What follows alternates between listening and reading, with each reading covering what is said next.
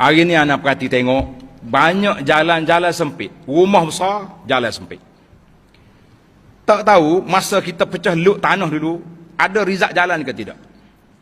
Kalau ada dah kajian buat batu jalan, jangan pakai ambil.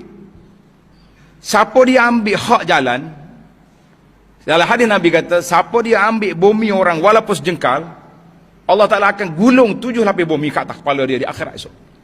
Kalau kita kata jalan ni, kita kata luah 2 buah kereta. Kita pergi ambil sebab nak buat pagar kita. Nak menanam pokok ke apa benda. Bermakna kita dah ambil hak orang ramai untuk lalu. Itu hati-hati. Baiklah. Zaman dulu mungkin rizak jalan tu tak luas. Kita lah pula memperluaskan dia. Ni dia pakai 2 epek ke jalan. Rumah besar, pagar dia pula macam pagar penjara. Kalau salah nak selisih kereta, kena lipat cermin. Kita kata ini pun satu perbuatan yang tidak baik. Jadi nasihat kita lah tuan-tuan. Oh ni tanah saya. Berapa hari awak nak duduk atas tanah awak? Paling banyak 10 tahun lagi. 15 tahun lagi. Lepas tu duduk tanah lagi tanya. Kalau kita sedekah jalan, 2 kaki, 3 kaki, ambil daripada tanah kita, masuk dalam ni. Walaupun batu tengah jalan kita beri.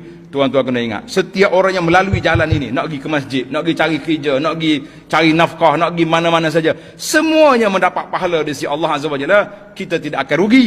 Tapi kalau kita himpit jalan, jiran nak lalu payah, kita akan menyesal di akhirat esok.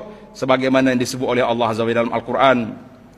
Bila orang tu nak mati, dia kata, Ya Rabbi, laula akhartani ila ajalin qarib. Kalau boleh, tangguh sikit lah.